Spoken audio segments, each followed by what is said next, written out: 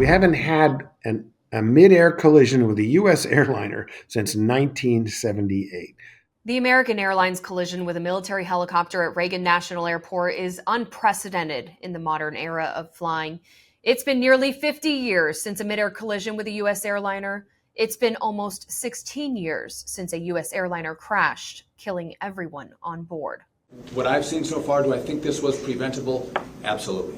On Wednesday night, a regional American Airlines flight landing in D.C. from Wichita, Kansas, collided with a military helicopter. 60 passengers were on that plane, along with 4 crew members. 3 military members were on the helicopter. At this point, we don't believe there are any survivors from this accident. I want to bring in Stephen Wallace. He is the former director of the FAA's Office of Accident Investigation. Sir, I know that things are unfolding pretty quickly about this, but do you have any initial theories based off what you've seen so far as to what caused this breakdown in safety? Well, as someone who's spent a lot of his life in accident investigation, I am very loath to speculate. So I can assure you that we will. All the evidence you could want is probably there. In other words, this airliner is going to have a state-of-the-art cockpit voice recorder and flight data recorder that records hundreds of parameters. And there's radar data, and there's audio data, and there are eyewitnesses, and there's all the wreckage. So everything is there. And then now the NTSB is in charge. They will make the determination of probable cause. The one thing the NTSB never does is rush to conclusions. They're extremely thorough, extremely methodical. You typically don't see an accident cause for often more than a year after it happens. So, I won't speculate as to the cause. I mean, I will observe here that the airliner is on an instrument flight plan. It's very close to landing. A typical airliner approach path is about a 3-degree descent, which means, in the final phase, that it's about 300 feet per mile, and so they're down there. I could just see from where the river is, and of course, I live right on that river, they were probably less than a half a mile from their touchdown point. So they're very very close to the ground, and so the controller issued a visual separation, and they have to get a confirmation from the pilot, which they got. I didn't hear it very clearly, but I think it's in there that the pilot acknowledged the instruction, that they acknowledged that they could see the airliner, and right, the helicopter pilot, correct? Yes, and that they acknowledged, they were instructed to fall in behind it. I'm not clear if the helicopter was going to also then land at Reagan Airport. Have you had concerns about activity at Reagan National Airport? I know that lawmakers in the past have expressed concern as airlines are looking for more slots in the area. I myself used to live a couple of minutes away from the airport. We know how small that area really is, and there is a lot of activity. Well, that's a discussion that's been going on. As I was at the FAA for 32 years and left at the end of 2008, and that discussions have been going on a long time. But I used to kind of have a sort of a joking. This is obviously not a joking situation, but that the two things pilots like doing with approaches to Reagan Airport is complaining about them and flying them. It's beautiful, and on a nice day, you're just sort of flying down the river, and it's visual flying. There are instrument landing systems, but they can only be used in certain directions, and so for maximum capacity, they do visual approaches from both the north and the south, and today they were operating toward the north from the south. Last night when the accident happened. So, it's it's not ideal. I mean, you build an airport out in the middle of the desert. Let's take, for example, the new Denver airport or the airport at Dallas Fort Worth. I mean, where you go out there in a huge amount of land and you build an airport, and guess what? You don't have runways, don't cross each other, and that's what we call building an airport off a clean sheet of paper.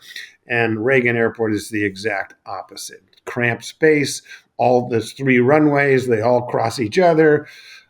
So yeah, there are challenges there, and pilots operate safely in and out of there all day, every day, as you know. As a longtime expert in this field, especially in accident investigation, for you, what are the first questions that you want answered? Well, again, let me just say that the NTSB, the questions they want answered is not what's first or what's last, but they want every single question answered. They this extremely thorough, and I I have heard clips, but not really. I'm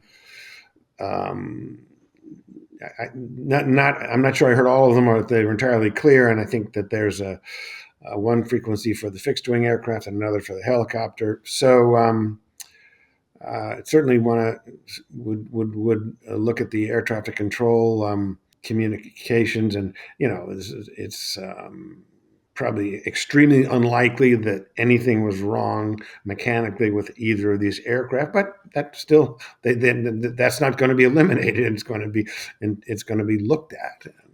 This is creating such a shock to the industry, to Americans. It's pretty unprecedented in recent history to have a plane crash like this. And, we've heard from the responding agencies from DC Fire saying they do not believe that there are survivors. How unprecedented is this crash? Well, the United States Airlines, the airliners all have sophisticated collision avoidance systems.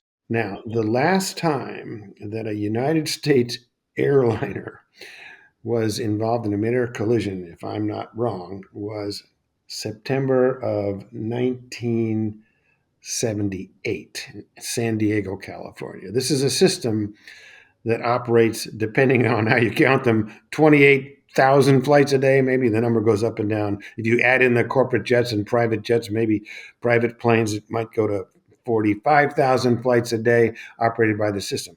So now, not everybody has the sophisticated TCAS, terminal collision avoidance system, but this airliner certainly had it.